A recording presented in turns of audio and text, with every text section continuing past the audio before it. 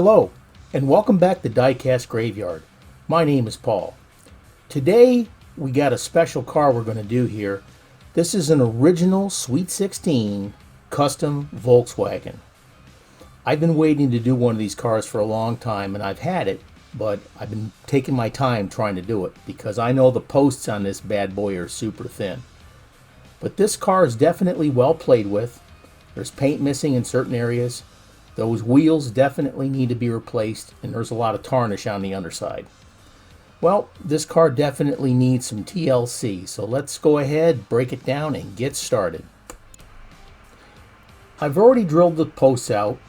Now, in this particular car, the engine is one of the posts that holds the car together. Here's the body. Now, there's an imperfection in the body itself on the passenger door. There's a little bit of a bubble, but I wasn't going to taking a chance to grind it down. So I went ahead and continued on. The base is definitely well tarnished, so we're going to have to put that in the lime away and water mixture. We'll have to replace the tires. The engine definitely needs polished. Now, posts on this car are super thin, and I'll get into that in just a little bit. The windshield's got a few scratches on it. I don't think I'm going to have to put it in the gauzy, but I think I'll just polish it up and it should be okay. The interior, believe it or not, someone asked me, why is there only one seat in this car? And I said, because it's a dragster. Okay, one seat, dragster. There you go. Now, these posts on these older red lines are super thin. Now, a lot of guys use a 256 tap and a drill set to drill these out. You better be right on the money, and it's not going to leave much meat on there for you to screw into. So I use a 1/72 tap set and a 1/16 inch drill bit to put in the 1/72 screw.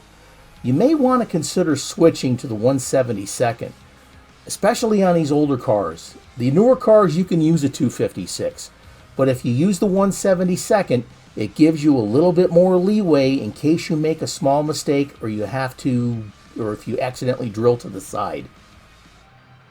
That's your tip for today. Now we're going to put it in the citrus strip.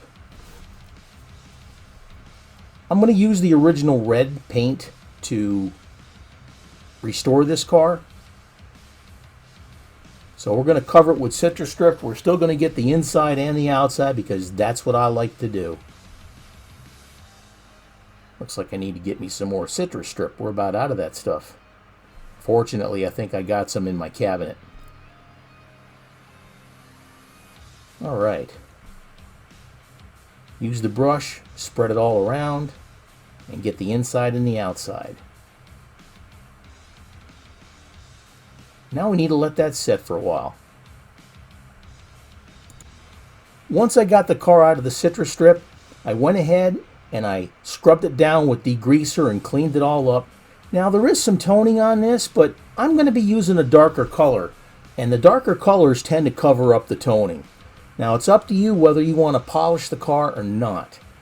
Darker colors like your purple, your dark blue, your red, and like that, that'll do a really good job of covering up the toning. Now, if you're going to use a color like hot pink or antifreeze or something like that, it's not going to cover up the toning. So you're going to have to clean your car really well. So that's another tip for you there. Just be careful. And again, the more paint you put on here of this Spectre Flame, the darker the color is going to get. Make sure you get your inside areas and your hard to reach areas. And put on that light tack coat. Just keep moving your car as you paint.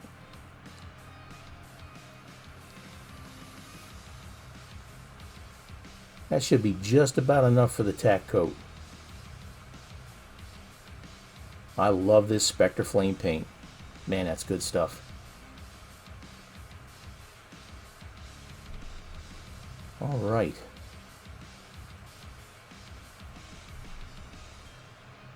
Once you put the hardener in there, once this paint dries and you got enough on there, it's going to come out really nice and shiny, and it's going to look absolutely excellent. All right, well, I need to let that set for a second, then we'll put the heavier coats on. It's been sitting for about 5 to 10 minutes. So we're going to put some heavier coats on, some saturation coats.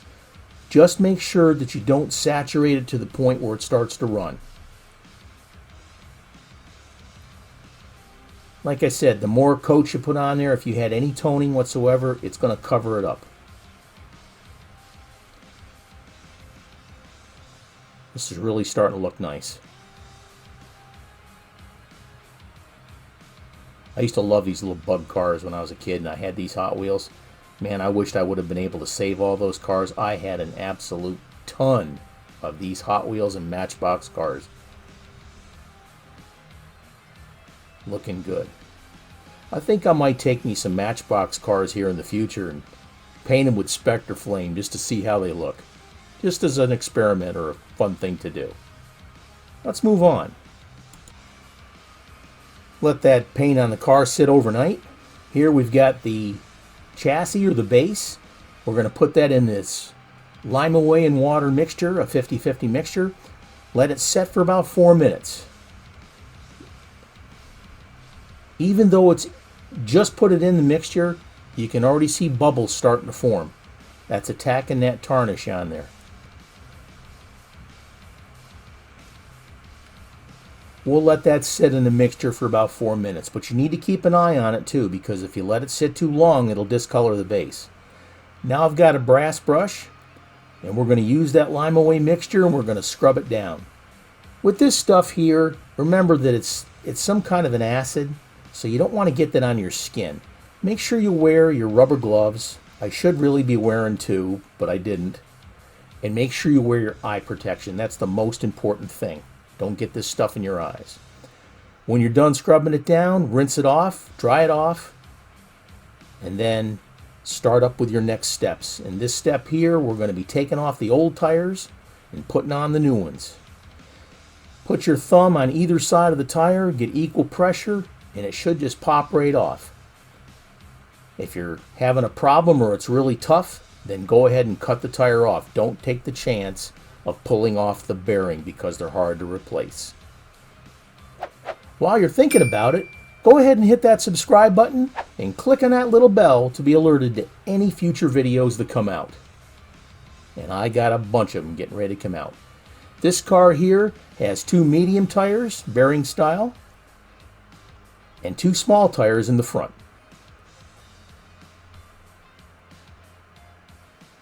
Once you get them on, using the wheel tool, put it in between the bearing and the wire and push it on with your thumb. Now sometimes you may come across where the tire tool, the bearing tool doesn't fit. Just be real careful to push that tire onto the bearing so you don't bend it or break it. Wrong side, dummy. There you go.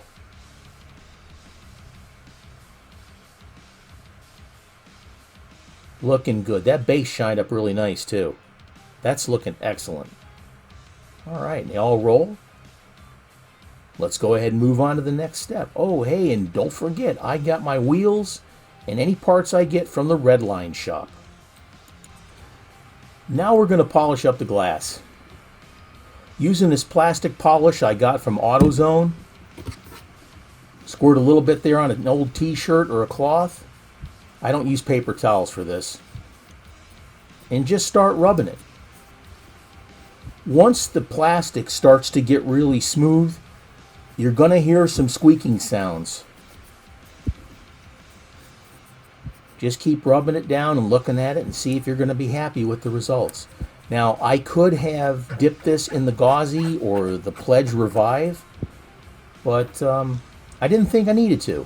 And when I was finished, I really didn't need to. But you can hear the squeaky sounds as you're rubbing. That way there you know that you're getting your windshield clean. Now there's all kinds of plastic polishes that they have in the auto parts stores or in Walmart or whatever. Doesn't matter which one it is. I use this brand another classic car builder uses another brand and somebody else uses something even different. If you got something that works, good for you. That's all that matters. That's looking pretty good. I don't drop the damn thing. All right, now I'm going to take a clean side of the cloth and rub it down and make sure that all the plastic polish is gone. Let's move on. Now we're going to do a little detailing. I'm going to use this chrome pen, Molotow chrome pen. You can get those in any art store or you can get them on Amazon. They're not cheap though. They're fairly expensive, almost like 10 bucks. But they're worth it. They're the best chrome that I've found. That looks pretty good. Did those headlights in. Now we got to polish the engine. And here's the engine all polished. Put it in these little forceps and I put some polish on it and use my Dremel and polish it down. That looks damn nice. I'm very happy with that. Sweet. Let's move on. Okay, we got all of our pieces together. Here's the interior. We cleaned it up with soap and water and a toothbrush. Here's the engine. We polished that up.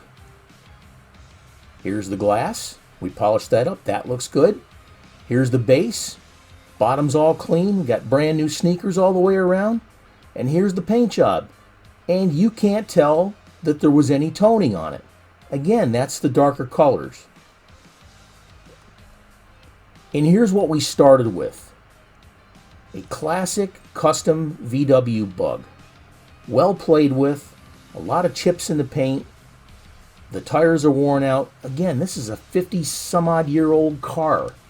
And this is what we're going to restore and make look new again.